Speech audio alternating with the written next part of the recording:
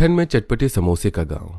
चारों तरफ समोसे के घर हैं, पूरा गांव समोसे से बना हुआ है। हर कोई समोसे के घर बनाने के बाद बहुत ही ज्यादा खुश नजर आ रहा था। सुबह ठंडी ठंडी हवाएं चल रही हैं। हर कोई अपने समोसे के घर से बाहर निकलता है और एक टक उसे निहारता है। सच में मानना पड़ेगा, तुमने तो कमाल कर दिया। हम सभी गांव वालों ने मिलकर आखिरकार समोसे का गांव बना ही दिया। और तुम्हें पता है, ये बात आग की तरह हर जगह फैलती जा रही है कि किस तरह रातों रात एक समोसे का गांव बनकर तैयार हो गया और कोई दूर दूर से अब हमें ही देखने आएगा। मैंने कभी नहीं सोचा था कि ये असलियत में संभव हो पाएगा। बिल्कुल सही कहा तुमने। जिस तरह हमने समोसे के घर और दुकान बनाए हैं, उसी तरह क्यों ना हम समोसे के होटल भी बना दें, ताकि जब लोग दूर से यहाँ घूमने आए और ये सब देखे तो वो खुद अगर समोसे के घर में नहीं रह सकते तो कम से कम समोसे के होटल में तो रह सकेंगे। हाँ बिल्कुल, ये आइडिया तो बहुत अच्छा है। घर की महिलाएं बात करती हैं, वहीं दूसरी तरफ घर के पुरुष भी समोसे के घर से बाहर निकलते हैं और एक साथ अपने अपने काम पर जा रहे थे।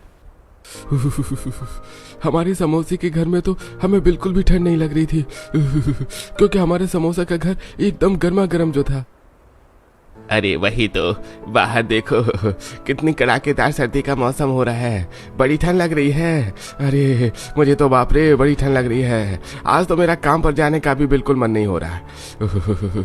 हमने कल कितना मजा किया, अपने समोसे के गांव के बनने की खुशी में हमने कल बहुत अच्छे से सेलिब्रेट किया।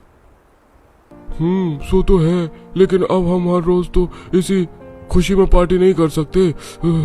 पैसे कमाने के लिए तो जाना ही तो होगा, वरना घर की रोजी रोटी कैसे चलेगी। पर मुझे यकीन नहीं हो रहा कि हमने असंभव को भी संभव कर दिखाया और जो काम पहले इतना मुश्किल लग रहा था वो हमने आसानी से कर दिया। आखिर ऐसा क्या हुआ कि गांव के इन लोगों ने अचानक से समोसे का गांव बना दिया? आखिर ऐसा क्या कारण था और उन्होंने इस असंभव कार्य को इस तरह संभव कैसे कर दिखाया? जानते हैं बस थोड़ी ही देर में। गांव के बच्चे भी समोसे के घर बनने के बाद बहुत खुश थे। दादी, हमारे समोसे के घर कितने अच्छे हैं। मुझे तो ये बहुत अच्छा लग रहा है। देखो, दिखने में कितना सुंदर लग रहा है। हाँ बेटा, सच में ये समोसे का घर तो बहुत ही अच्छा है। अब हमें बाहर से समोसा खरीदने की जरूरत नहीं है, हम अपने घर को भी खा सकते हैं। देखो मैं कैसे खाकर दिखाता हूँ। चिंटू जाता है और अपने समोसे के घर की एक बाइट लेता है, जिसके बाद साइड से वो समोसा थोड़ा खराब हो जाता है और उसकी दादी ये देखकर उसे डांटती हैं। अरे सुबह सुबह तूने नुकसान कर दिया हमारा घर का। बिल्कुल शर्म नहीं आती, मना करते रहो लेकिन फिर भी इन्हें शरारत तो करनी ही होती है।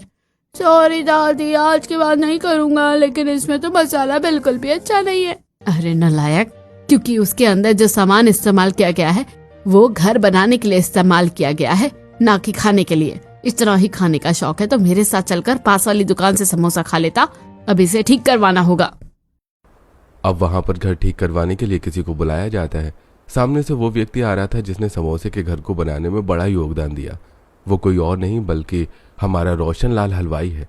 जी बिल्कुल सही सुना, मिस्त्री नहीं, हलवाई नहीं, सारे घर बनाए हैं यहाँ पे। देखो तो, इसने घर ही खराब कर दिया। अरे कोई बात नहीं, अभी ठीक कर देता हूँ। रोशन लाल अपने बक्से से एक बड़ी सी आलू का मसाले वाला पीस निकालता है और उसके बाद उसके ऊपर मैदे की लेयर लगाकर फिर उसके ऊपर अपना एक जादुई घोल लगाता है और उसे घर पर अच्छे से लगाकर फिक्स करके ठीक कर देता है। चलो, मेरा समोसे का घर ठीक हो गया, वरना मुझे चिंता होने लगी थी। इस तरह गांव में हम देख पा रहे थे कि हर जगह सिर्फ समोसे के ही घर थे और हर कोई समोसे के घर में रहकर बहुत खुश नजर आ रहा था। बच्चे भी घर के आगे खुशी से झूम रहे थे। बच्चे पार्क में खेल रहे थे जहां पर एक बड़ी सी गुफा वाला झूला भी समोसे के ही शेप में बना हुआ था। देखो, मैं समोसे की गुफा से बाहर निकल गया। ये मैं भी तुम्हारे पीछे समोसे की गुफा से बाहर निकला हूँ। ये समोसे की गुफा कितनी अच्छी और बड़ी है ना, मजा आ रहा है ना। चलो, कम से कम बच्चे खुश है और ये आइडिया हमारा बहुत ही अच्छा साबित हुआ है। लेकिन अचानक से मेरा सिर क्यों घूम रहा है? प्रीति बेहोश हो जाती है और जैसे ही उसकी आंख खुलती है तो वो हड़बड़ा कर उठती है। तब उसे समझ आता है कि हे भगवान, मैं इतनी देर से सपना देख रही थी। पता नहीं मेरे सपने में क्या क्या आता रहता है। पूरा गांव समोसे का बन गया था, हर तरह समोसे ही समोसे के घर थे। सच में कमाल का सपना था। उसके बाद प्रीति बिस्तर से उठती है और नहा धोकर तैयार हो जाती है, जहां पर पहले ही उसका पति ब्रेकफास्ट बनाकर उसका इंतजार कर रहा था। आज फिर से आपने ही खाना बना दिया? अरे तो क्या हुआ, मैंने तो अपनी श्रीमती जी के लिए बनाया है, इसमें कोई बुरी बात है क्या? बुरी बात तो कुछ नहीं है, लेकिन मुझे आपको परेशान करना अच्छा नहीं लगता। अच्छा, इसका मतलब जब तुम मेरे लिए खाना बनाती हो तो तुम्हें परेशानी होती है? हाय दैया, ऐसा क्यों बोल रहे हो? ऐसा तो कुछ भी नहीं है। जब तुम मेरे लिए खाना बनाती हो और तुम्हें परेशानी नहीं होती तो मैं भी तो बना सकता हूँ ना। अच्छा बाबा, ठीक है। इसके बाद दोनों नाश्ता करते हैं और अपनी दुकान पर चले जाते हैं। प्रीति गलियों में से जाते हुए हर घर को बड़ी ध्यान से देख रही थी। सब कुछ बिल्कुल सामान्य नजर आ रहा था। जो मैंने देखा है वो सच में सपना ही था। उसके बाद प्रीति और रोहन अपनी दुकान पर आ जाते हैं, जहां पर वो दोनों समोसे बनाकर बेचा करते थे। प्रीति आलू छील रही थी और रोहन भी मैदे की लोई बनाकर उसे बेल रहा था। सारे आलू छिलने के बाद प्रीति उन्हें एक बड़े से पतीले में अच्छे से मैश कर लेती है और उसके बाद उसमें अच्छे से नमक मिर्च मसाले मिलाने के बाद बनाई हुई लोई में रोहन और प्रीति दोनों मसाले की स्टफिंग करना शुरू करते हैं और उन्हें समोसे की शेप देते हैं। तभी दुकान का टेलीफोन बजता है। रोहन फोन उठाता है। जी बिल्कुल, मैं 1 घंटे में आपका ऑर्डर लेकर वहां आ जाऊंगा। फोन काटने पर, अरे अभी हमें 50 समोसे का ऑर्डर मिला है, थोड़ा जल्दी करना होगा, चालू करते हैं सब। अब उसके बाद दोनों एक के बाद एक समोसे तलना शुरू करते हैं। तभी वहां पर उनके ग्राहक भी आना शुरू हो जाते हैं। अरे लाओ भाई, गर्मा गर्म समोसे दे दो।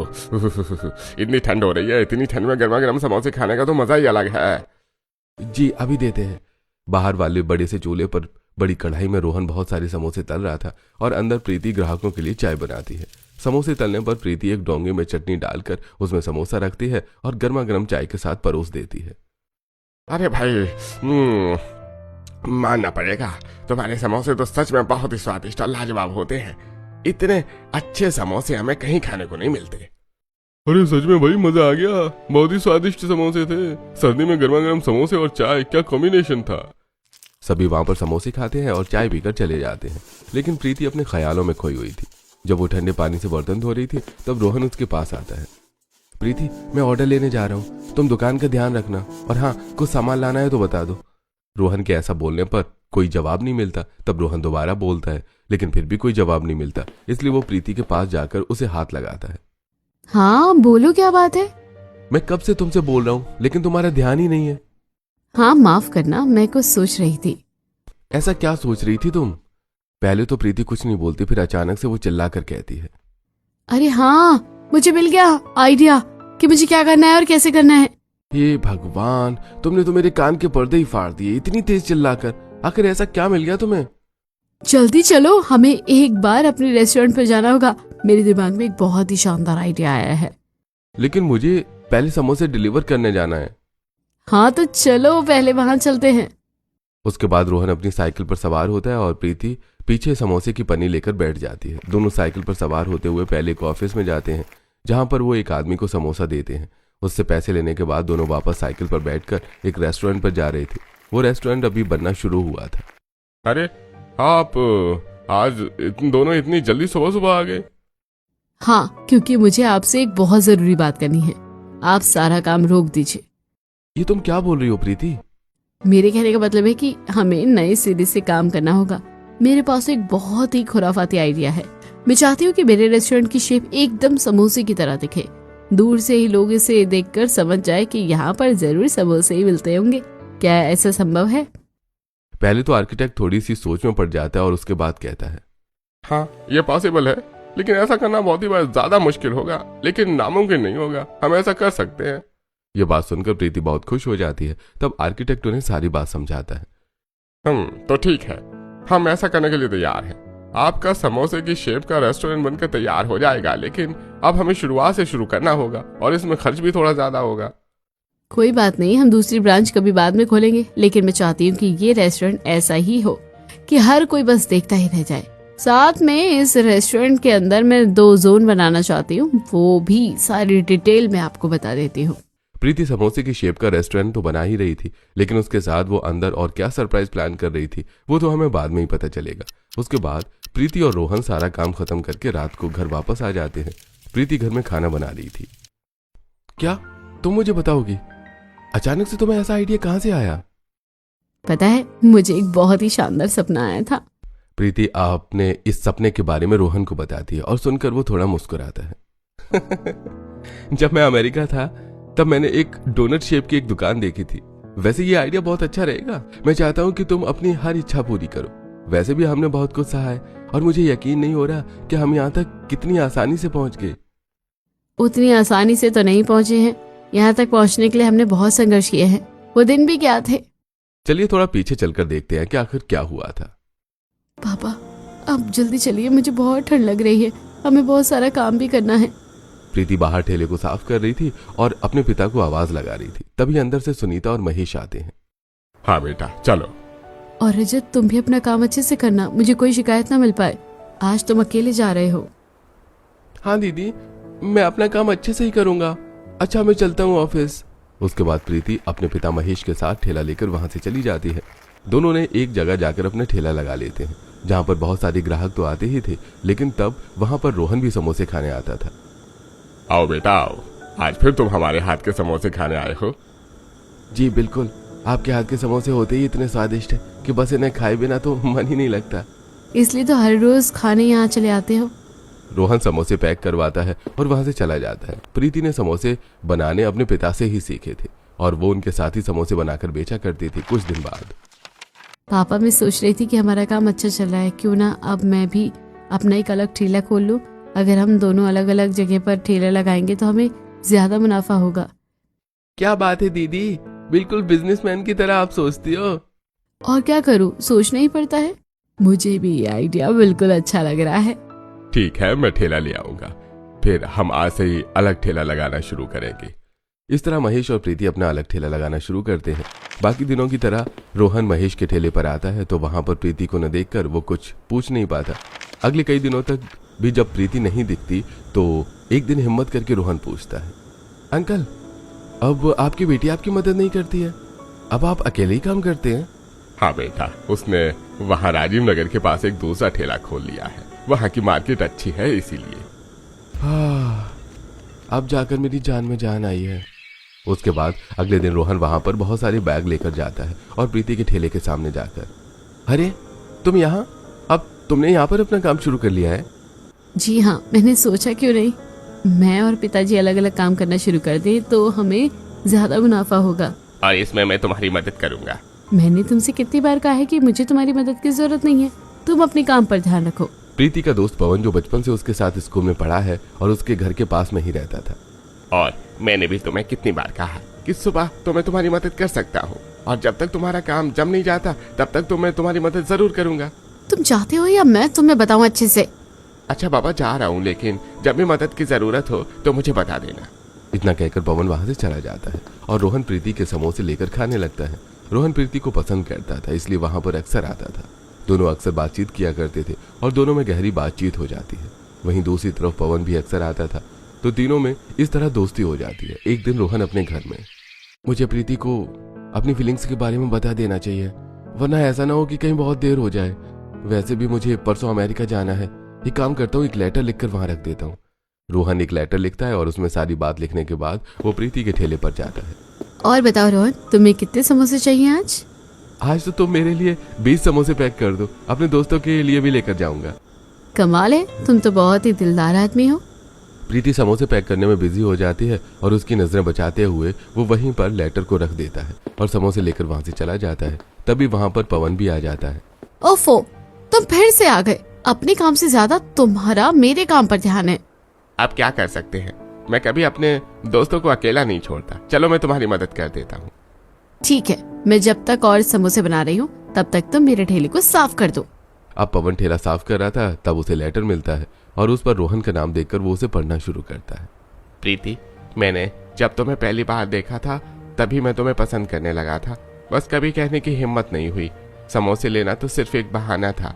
तुम्हारी झलक देखने मुझे तुम्हारे पास जो आना था। मैं तुमसे शादी करना चाहता हूँ। तुम अपना जवाब लिखकर मुझे दे देना। परसों मैं अमेरिका जा रहा हूँ, वहां से कुछ महीनों के बाद आऊंगा तो तुम्हारे घर वालों से बात करूंगा। अगर तुम्हारी ना हो तो हम दोस्त बनकर रह सकते हैं। मैं कल तुमसे मिलने आऊंगा। ये पढ़कर पवन का खून खौल जाता है। मैं इसे अब बताता हूँ। पवन एक लेटर लिखता है और उसे रोहन की फैक्ट्री में पोस्ट करवा देता है। जब रोहन के पास प्रीति के नाम से लेटर आता है तो वो खुशी से उसे खोलता है, लेकिन मुझे नहीं पता था कि तुम ऐसे इंसान निकलोगे। मुझे तुमसे नफरत है। मुझे तुम्हारे साथ दोस्ती भी नहीं रखनी है। आज के बाद मुझे अपनी शक्ल मत दिखाना। रोहन उदास हो जाता है तब अगले दिन पवन सुबह जब प्रीति ठेला लेकर जा रही थी तो उसे रोकता है। प्रीति, प्रीति मेरी मदद करो, तुम्हें क्या हुआ? मुझे अस्पताल ले चलो, मुझे सांस लेने में परेशानी हो रही है। तभी पवन वहां बेहोश हो जाता है और प्रीति घबराती हुई उसे अस्पताल लेकर जाती है। वहां इलाज होने के बाद वो उसे उसके घर लाती है। क्या तुम ठीक हो? मुझे अभी भी बहुत घबराहट और बेचैनी हो रही है। प्लीज तुम मुझे छोड़कर मत जाना, मुझे डर लग रहा है कहीं मैं दोबारा बेहोश न हो गया तो।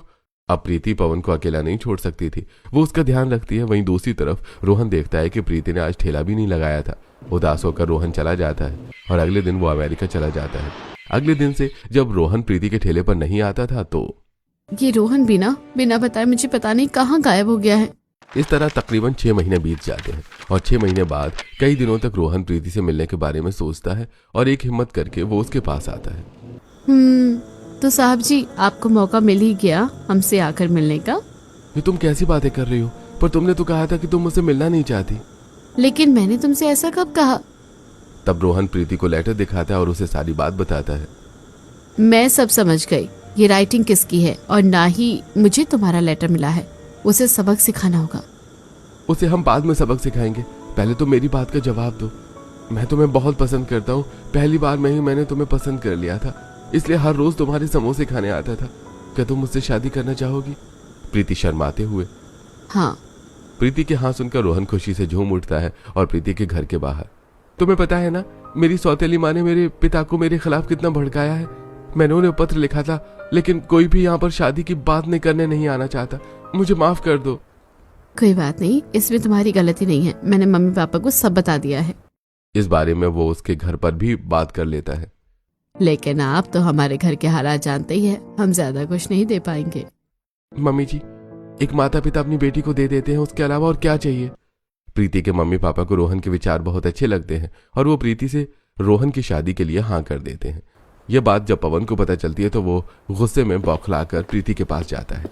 तुम मेरे साथ ऐसा कैसे कर सकती हो? इसके पास ज्यादा पैसा है इसलिए तुमने उसे हाँ कह दी? मैंने कभी नहीं सोचा था कि तुम्हारी इतनी घटिया सोच होगी, तुम इतना ज्यादा गिर जाओगे। तुम मुझे कैसे ठुकरा सकती हो? मैं बचपन से तुम्हें जानता हूँ, मैंने हमेशा तुम्हारा साथ दिया। देखो, तुमने जो किया उसके बाद मैं तुमसे बात भी नहीं करना चाहती। मुझे नहीं पता कि तुम ऐसी हरकतें करोगे। चले जाओ यहाँ से। प्रीति गुस्से से फटकार कर पवन को वहां से भगा देती है और उसके बाद पवन गुस्से की आग में जलता रहता है और बदला लेने के लिए वो रोहन की फैक्ट्री में आग लगा देता है, जिसके बाद उसे बहुत भारी नुकसान होता है। अब देखता हूँ इसका दिवालिया निकालने के बाद भी क्या तुम मुझसे शादी करोगी? इतना बड़ा नुकसान होने के बाद रोहन बहुत उदास हो जाता है और प्रीति उससे मिलने आती है। मुझे माफ कर दो, मैं तुमसे अब शादी नहीं कर पाऊंगा। मुझे बहुत ज्यादा नुकसान हो गया है। मैं तुम्हें शादी के बाद अब कैसे रखूंगा? ये तुम कैसी बातें कर रहे हो? क्या तुम्हें लगता है कि मैं पैसों के लिए तुम्हारे साथ थी? मुझे माफ कर दो, मेरे कहने का ये मतलब नहीं था, लेकिन अब मैं तुम्हें कैसे रखूंगा अपने साथ? तुम्हें बहुत परेशानी होगी। एक जीवन साथी सिर्फ सुख का साथी नहीं होता है, वो दुख का भी साथी होता है, इसलिए हम इसे भी मिलकर पार कर लेंगे। उसके बाद वहां लगे सीसीटीवी कैमरे में पता चल जाता है कि पवन ने यह सब कुछ किया था और पुलिस उसे अरेस्ट करके ले जाती है। मंदिर में प्रीति के परिवार वाले प्रीति और रोहन की शादी करवा देते हैं और वो दोनों अपने गांव आ जाते हैं। वहां आने के बाद प्रीति अपने समोसे का ठेला लगाना शुरू करती है, जिसमें रोहन उसकी मदद करता है। समोसा लो समोसा, गर्मा गर्म बढ़िया बढ़िया ताजा समोसा ले लो। बहुत देर आवाज लगाने के बाद भी कोई ग्राहक नहीं आता। आज तो कितनी कड़कड़ाती हुई हवा चल रही है, बड़ी ठंड लग रही है। ठंड तो बहुत लग रही है। उसके बाद लेकिन दोनों हार नहीं मानते और काफी देर तक इंतजार करने के बाद उनके पास कुछ ग्राहक आते हैं और जब वो समोसा खाते हैं, अरे भाई आपके समोसे तो सच में बहुत स्वादिष्ट है। अरे हाँ, इतने स्वादिष्ट समोसे तो हमने कभी नहीं खाए। सच में मजा आ गया। अगर इसके साथ गर्मा गर्म चाय और हो जाती तो और अच्छा होता। सर्दी में तो समोसे का मजा चाय के साथ ही आता है। ये आइडिया प्रीति को बहुत अच्छा लगता है और वो अगले दिन से समोसे के साथ चाय बेचना भी शुरू कर देती है। दोनों समोसे बेचकर घर आते हैं। अभी उनके पास सिर्फ टूटी झोपड़ी है। उस झोपड़ी के अंदर कितनी हवा आ रही है, बहुत ठंड लग रही है। कोई बात नहीं, मैं आग जला देती हूँ, उसके बाद हमें थोड़ी राहत मिलेगी। इस तरह दोनों शादी के अगले दिन से ही समोसे बेचना शुरू कर देते हैं और टूटी झोपड़ी में आग जलाकर जैसे तैसे करके गुजारा कर रहे थे। ये फर्श भी कितना ठंडा लग रहा है और एकदम पत्थर की तरह कड़क भी। लेकिन देखना, किसी दिन हमारे पास हमारा नरम बिस्तर भी होगा। वो दिन रात बहुत मेहनत करते थे और कुछ दिन बाद जब प्रीति रोहन को समोसे बनवाना सिखा देती है, तब प्रीति अपना ठेला अलग खोलना शुरू करती है और रोहन अपनी दूसरी जगह पर अलग ठेला लगाना शुरू करता है। प्रीति कढ़ाई में समोसे तल रही है, सामने ग्राहक समोसे खा रहे हैं। सच में तुम्हारे हाथ के समोसे तो बड़े ही स्वादिष्ट होते हैं। हाँ बिल्कुल, समोसे खाकर तो मजा ही आ गया। तभी वहां पर हवलदार वसूली करने आ जाता है। ए चल, ए हफ्ता निकाल। हवलदार के कहने पर प्रीति उसे हफ्ता दे देती है। ए महंगाई बढ़ रही है, 50 रुपए और बढ़ा। लेकिन साहब इतनी कमाई नहीं हो पाती है अभी। चुपचाप, जितना कह रहा हूँ हफ्ता दे, वरना अभी जितनी कमाई हो रही है उतनी भी नहीं होगी। उसके बाद हवलदार वहां से चला जाता है। इन लोगों को बस शोषण करना आता है। देश के रक्षक होकर भी भक्षक बने बैठे हैं। हम गरीबों को ही हर चीज की मार झेलनी पड़ती है। मेरे साथ भी ऐसा ही चल रहा है। अभी चिंटू की वजह से काम पर नहीं जा पा रही थी और घर में तंगी चल रही है। दूसरी मंजिल से ऊपर का काम शुरू हो गया और वहाँ पर भी दीवार नहीं है। उसकी गिरने का डर रहता है क्योंकि वो खेलने से मानता नहीं, अभी बच्चा है। अपनी मजदूर पड़ोसन की मजबूरी सुनकर। कोई बात नहीं, कल से तुम चिंटू को मेरे पास छोड़कर जा सकती हो, मैं उसका ध्यान रखूंगी। ये बात सुनकर नेहा खुश हो जाती है और अगले दिन से अपने बच्चों को प्रीति के पास छोड़कर जाती है। इस तरह गांव वाले एक दूसरे की मदद किया करते थे। अब तो हमारे पास अच्छा घर भी है और हमारी खुद की दुकान भी है, लेकिन तब हमने कितने कष्टों के दिन गुजारे हैं। सच में हम दोनों ने बहुत संघर्ष किया है, लेकिन हम हर मुसीबत में साथ रहे, वही बहुत बड़ी बात है। दोनों खाना खाकर आराम से अपने बिस्तर पर सो जाते हैं। अगले दिन से दोनों अपनी दुकान भी संभालते हैं और रेस्टोरेंट को बनता हुआ भी देखते हैं।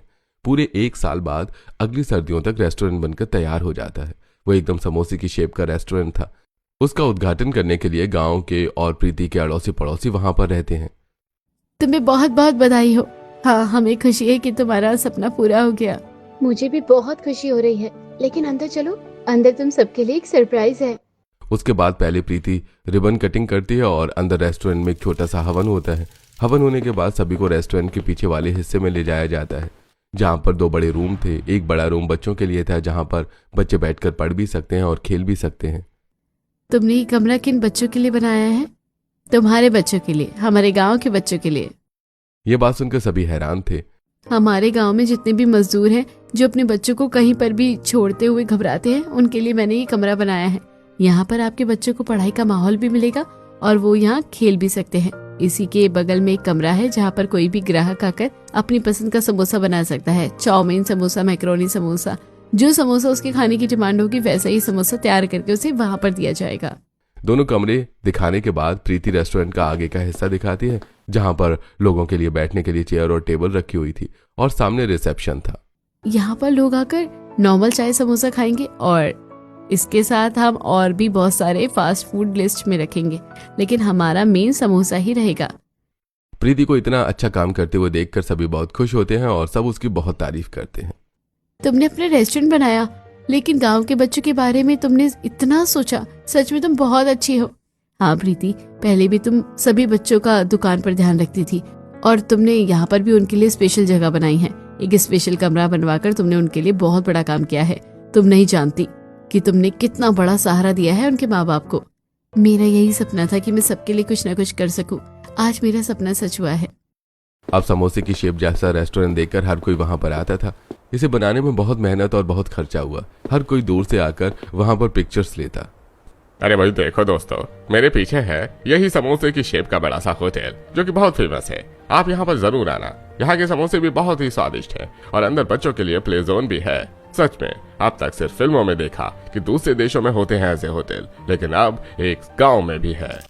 और जो वहां के समोसे खाता तो उसे बहुत स्वादिष्ट लगते। अंदर रूम में भी अक्सर गांव के मजदूर के बच्चे वहां आकर पहले पढ़ाई करते, फिर पढ़ने के बाद सभी बच्चे वहां पर खेला करते थे। देखो मुझे पकड़ के दिखाओ, मैं तुम्हें तो आसानी से पकड़ लूंगा। इस तरह सभी बच्चे वहां पर खूब मस्ती करते हैं। अपने रेस्टोरेंट में रोहन और प्रीति खुद समोसे बनाकर बेचा करते थे और अब उन्होंने समोसे के साथ और भी खाने के आइटम ऐड कर लिए थे। इस तरह दोनों ने मिलकर अपनी खुद की एक नई कहानी लिखी, जो समोसे से शुरू हुई और समोसे पर ही खत्म हो गई।